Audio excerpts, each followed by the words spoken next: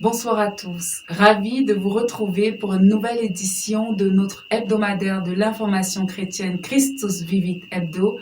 Écoutons le sommaire. 40 jours au désert, 40 jours de prière, de jeûne et d'aumône. Le carême a commencé mercredi 2 mars 2022 avec la messe des cendres. Convertis-toi et crois à la bonne nouvelle était le message clé des célébrations eucharistiques qui marquaient l'entrée en carême. Notre équipe est allée à la paroisse Saint-Boniface d'Ungui, où le curé, l'abbé Armel Fongué, nous donne davantage d'informations sur le sens de l'imposition des cendres. L'Église universelle a vécu vendredi dernier le tout premier chemin de croix de carême 2022. Dans les diverses paroisses, les fidèles et leurs pasteurs se sont mobilisés pour organiser ce pieux exercice qui vise à revivre la passion et la mort de notre Seigneur Jésus-Christ. Dans la paroisse Saint-Justin de Tchon, il a eu lieu à 16h. Bien vivre le carême, c'est aussi remporter le combat contre le péché, contre le mal. Mais qu'est-ce que le péché? Comment vaincre la tentation de pécher? Telles sont les questions auxquelles répond l'abbé Armel Fongué, l'interviewé de ce journal. C'est tout pour les titres de cette édition. Tout de suite, les développements.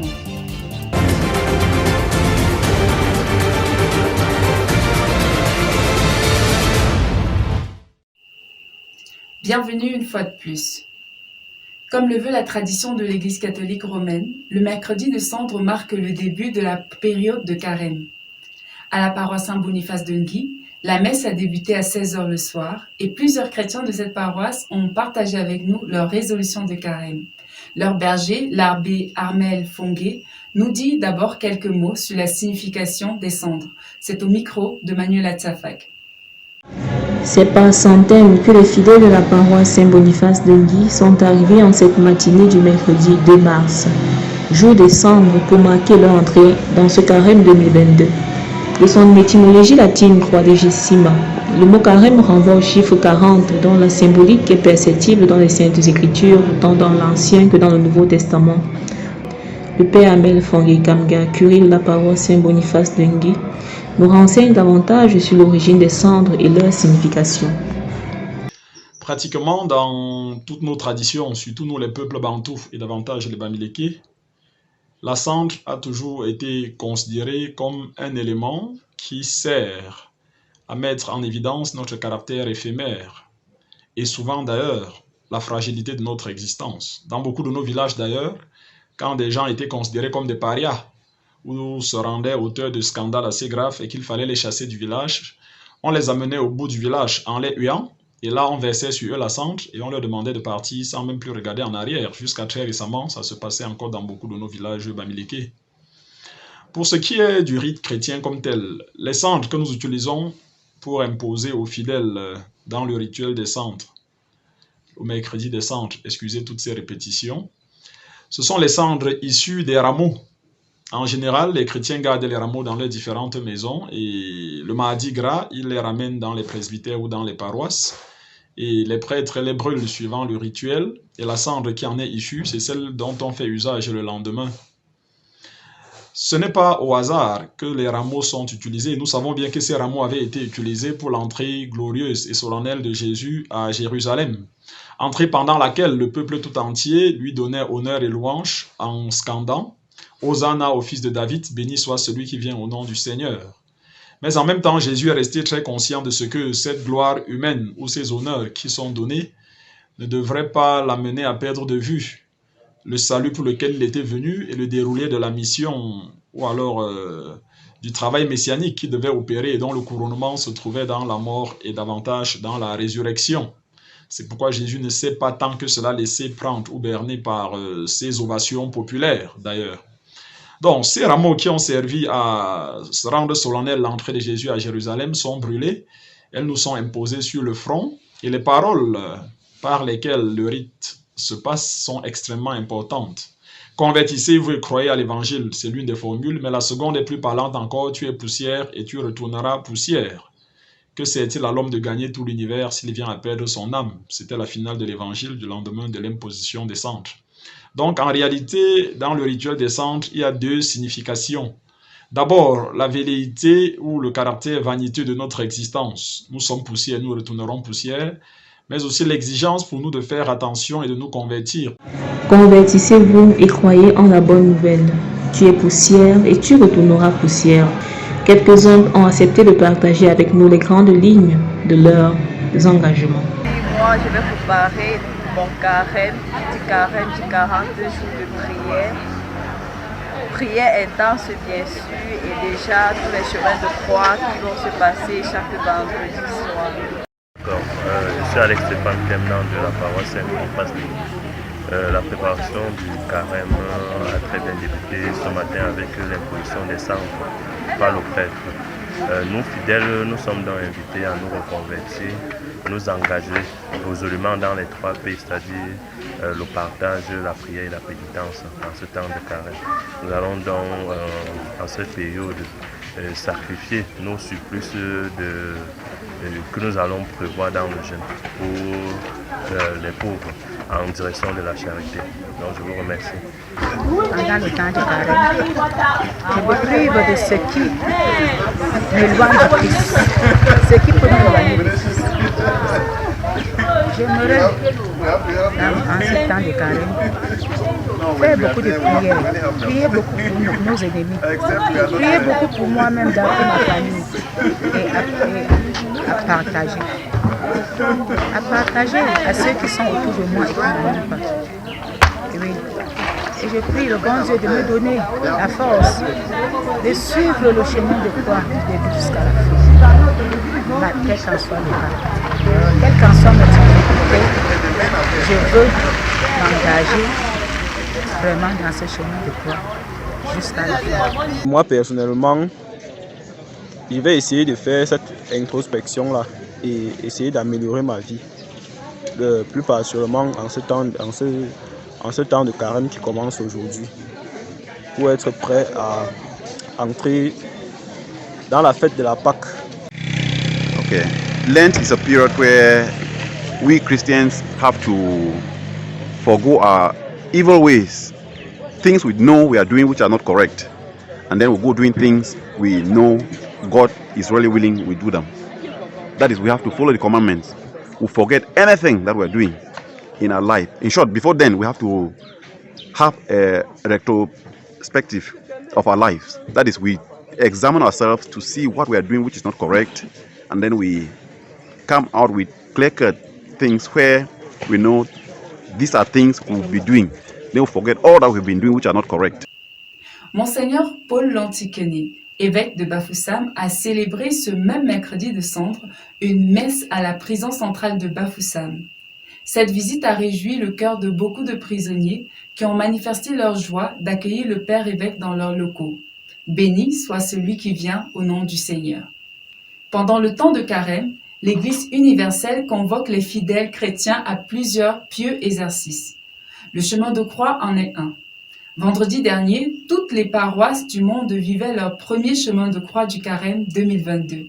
Notre reporter André Kamta est allé voir ce qui s'est passé à la paroisse Saint-Justin de Tchan et nous en fait un compte rendu. Écoutons. C'est à 16h précises qu'a débuté le tout premier chemin de croix de carême dans cette paroisse estudiantine située au campus G de l'université de Chang. Une foule modeste, mais très priante, revivait avec des prières et des chants les 14 stations du chemin de croix. Il fallait bien saisir cette occasion pour chercher le vrai sens de cet exercice de piété qui consiste à revivre avec le Christ son chemin du calvaire, de sa condamnation à sa mort et à son ensevelissement. Le curé de cette paroisse, l'abbé Patrick Kouchoungounou, nous explique ici ce que signifie réellement le chemin de croix. Et bonsoir. Alors, le chemin de croix, en fait, nous rappelle à la communauté chrétienne, à tous les chrétiens, n'est-ce pas, ce chemin que le Christ a suivi. Il nous rappelle dans la passion qu'il a enduré, qu'il a accepté d'endurer par amour pour nous et pour nous réconcilier avec Dieu le Père. Mais en vérité, son chemin de croix commence déjà à l'incarnation parce que accepter l'homme déjà pour nous salut. Donc, ce qu'il a vécu, la nuit du jeudi saint à sa mort, le vendredi saint, n'était que le couronnement, n'est-ce pas, de sa passion d'amour pour l'humanité. Donc chaque année, au temps de carême spécialement, les chrétiens sont invités à revivre au moins les vendredis, c'est ce chemin douloureux par lequel le Christ est passé pour nous racheter, pour nous réconcilier avec le Dieu qui nous a créés et qui nous aime. Donc revivre cela, en fait, c'est se replonger, n'est-ce pas, dans cet état d'âme. Prendre conscience, n'est-ce pas, de ce qui a porté le Christ à s'offrir ainsi à son Père, qui est le péché qui éloigne de Dieu, le péché qui nous coupe de la relation avec Dieu, le péché qui détruit Dieu en nous. Donc chaque année, nous sommes donc appelés à revivre cela et que cela soit aussi pour nous, n'est-ce pas, un temps de conversion. C'était une belle expérience, comme peut le témoigner ce chrétien, au sortir de la messe qui a eu lieu juste après ce premier chemin de croix. Bon après-midi ou bonsoir, selon l'heure à laquelle vous me recevez. Moi, c'est Lionel Tchengwe Choko. J'ai fait le tout premier chemin de croix de vendredi 4 mars 2022. Et je me suis senti tellement bien. Ce que j'ai retenu, ce que je sais, ou bien ce que j'ai vécu pendant le chemin de croix, c'est que, en fait, le chemin de croix est pour moi un moyen de pouvoir penser à me reconvertir, comme l'indique si bien le moment indiqué, qui est le temps de carême. C'est un temps spécifique où j'essaie de revoir des aspects de ma vie qui ne marchent pas du tout, de telle sorte que je puisse améliorer ma manière de vivre.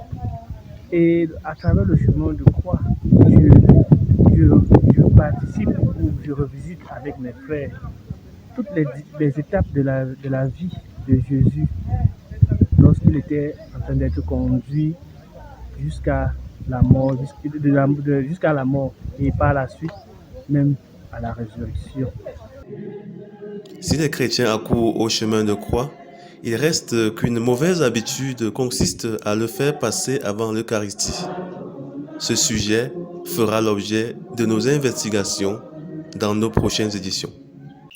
La question du combat contre le péché est au cœur de la vie de foi et incontournable dans la vie chrétienne.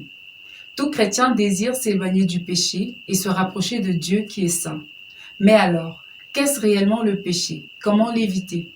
Le curé de la paroisse Saint-Boniface de Ngui, l'abbé Armel Fongué, répond à nos questions au micro de William Bemsi. Merci bien de l'opportunité que vous nous offrez de parler du péché pendant ce temps de carême.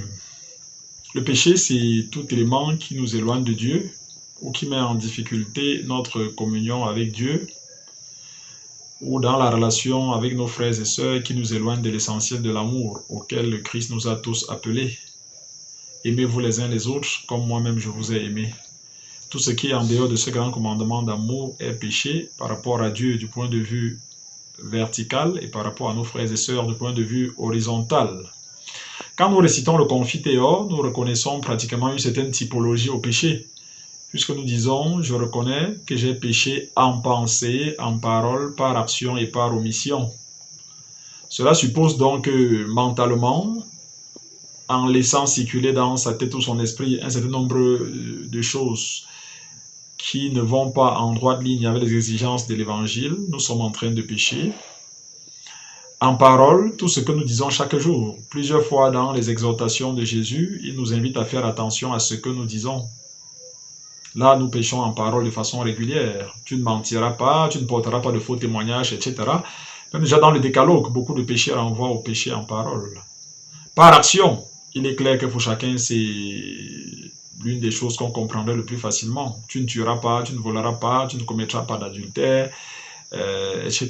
Voilà beaucoup de péchés en parole et il y en a toute une autre panoplie. Par omission, constamment, les gens se demandent ce que c'est que le péché par omission. Le péché par omission, c'est le fait d'oublier de faire ce qu'on aurait dû faire et que de façon claire, les conséquences soient là pour tout le monde. Dans une maison, par exemple, un enfant qui devrait nettoyer les assiettes, il oublie, peut-être pas intentionnellement, mais à la fin, on ne mange pas le soir parce qu'il n'a pas lavé les assiettes. Voilà le péché par omission. Comment faire pour vaincre le péché? Il faut déjà se familiariser à la lecture de la parole de Dieu Il faut se donner une discipline personnelle et il faut compter sur la grâce du Christ. Nous avons entendu hier pendant la messe des textes liturgiques dans l'Évangile. Le diable a tenté Jésus 3 fois. Dans une autre correspondance synoptique, on nous dit même que quand Jésus a abalé du revers de main les tentations du diable, le diable s'en est allé et les anges sont revenus et ils servaient Jésus. Et réellement, nous ne pouvons avoir le secours et la grâce des anges ou de Dieu que si réellement nous essayons déjà par des propres efforts humains de fuir le péché. Voilà pourquoi tous les jours l'effort doit être permanent. Jésus a dit « Je ne viens pas pour les bien portants ni pour les justes, je viens pour les malades, les pécheurs ». Le pape Jean-Paul II aimait dire que nous sommes de pauvres pécheurs permanemment pardonnés, P x 4, comme j'aime souvent m'amuser à le dire aux fidèles. Cela suppose qu'on doit prendre conscience de notre fragilité et demander à Dieu chaque jour la grâce de faire beaucoup plus d'efforts sur le chemin de la sainteté. C'est seulement à cette condition que nous pouvons davantage fuir le péché et espérer un jour rejoindre Dieu dans la grâce éternelle, puisqu'aucune âme ne peut contempler Dieu dans le face-à-face éternel tant qu'elle est encore marquée par le péché. Je vous remercie et je souhaite que le temps de carême nous permette d'avancer, chacun en ce qu'il peut, vers la sainteté qui, depuis Vatican II, est clairement exprimée comme étant la vocation universelle de tous les chrétiens. Je vous en prie. Les mouvements Parole de Dieu de la ville de Tchang ont organisé ce dimanche 6 mars une retraite de carême à la paroisse Saint-Mathias de Photo de Tchang, sous le thème « Crier vers Dieu de toute sa force ». Reportage de Stéphanie Bévissi. Ce dimanche 6 mars, premier dimanche de carême, a été l'occasion pour les mouvements Parole de Dieu de la ville de Tchang d'organiser une retraite de carême sur le thème « Crier vers Dieu de toutes ses forces ». Sous l'accompagnement de leur aumônier, l'abbé Patrick Kouchungunu. Moi, c'est Raoul Merlin, parole de Tchang. J'ai fait la journée de retraite de carême dans la ville de Tchang sur le thème « Crier vers Dieu de tout votre cœur ». Jonas chapitre 5, verset 3. J'ai davantage compris que en fait, je suis appelé à la conversion. Ce n'est pas parce que Jésus est venu pour les malades et non pour les bien portants que je dois rester malade. Je dois faire des efforts pour sortir de mon état de péché et aller de l'avant. Je m'appelle Gepa Sonia Patricia, je suis parolienne de la paroisse Saint-Augustin ici à Tchang. Bon, le thème de la retraite d'aujourd'hui, c'était « Je crie vers toi, Seigneur » dans Jonas 3, verset 8. Alors, ce qui m'a marqué depuis le matin, l'enseignement m'a beaucoup plu. Et le fait qu'on a agencé avec un témoignage à la suite, un témoignage responsable de Larissa. Dedans, ce qui m'a marqué, c'est lorsqu'elle a dit que le jeune aide à tuer notre corps. Donc, c'est l'esprit qui va maintenant se lever. Et aussi, lorsqu'elle a dit qu'avant, elle avait peur du temps de carême. Et maintenant, elle n'a plus peur parce que ça l'aide plutôt à se rapprocher de Jésus. Je m'appelle Ndomo Cédric. Je suis venu à la retraite de carême organisée par le groupe Parole de Dieu à Saint-Mathias de Photo. Sur le thème crier vers Dieu de toute sa force. Ce qui m'a plus marqué pendant cette retraite, c'est que j'ai beaucoup aimé l'évangélisation sur scène, qui m'ont tellement édifié par rapport à cela. Et avec l'aide de la fiche de prière, je suis convaincu que Dieu me donnera la force de vivre une bonne carrière. Je suis Thémathieu Louis-Pierre, responsable du groupe Parole de Dieu Jeune de Saint-Augustin. Et cette journée de retraite de carême vraiment est tombée à point nommé. Surtout le thème qui est crier vers le Seigneur de toutes ses forces. Et vraiment, ça nous a aidés. De par toutes les activités qui étaient à l'ordre du jour. Les enseignements, l'animation, la louange, les témoignages, l'évangélisation sur scène. Et aussi la visite de notre aumônier des canals, sans oublier le curé de la paroisse Saint-Mathias. Et tout ceci nous a permis de vraiment revoir notre situation de vie, toute notre situation avec le Seigneur et nous aide à mieux vivre notre carême. Les jeunes se sont nourris de divers enseignements sur la parole de Dieu et des témoignages incitant à la conversion en ce temps propice de carême. La prochaine grande retraite de carême des groupes Parole de Dieu au niveau national se tiendra du 25 au 27 mars au monastère des frères franciscains de Melon 2 dans le diocèse de Konsamba. La paroisse Saint-Justin de Tchang organise son traditionnel pèlerinage du supérieur qui aura lieu du 31 mars au 2 avril 2022. Les inscriptions pour l'ordre des marcheurs et celui des non-marcheurs sont déjà ouvertes. 3 000 francs CFA pour ceux qui feront la route à pied de Tchang à Doumelon et 2 500 francs pour les non-marcheurs. Plus d'informations dans cette paroisse. C'est la fin de ce journal. Merci de continuer à vous informer sur votre canal Christus Vivit. À mardi prochain, même heure, même chaîne et très bonne suite de carême. Que Dieu vous bénisse.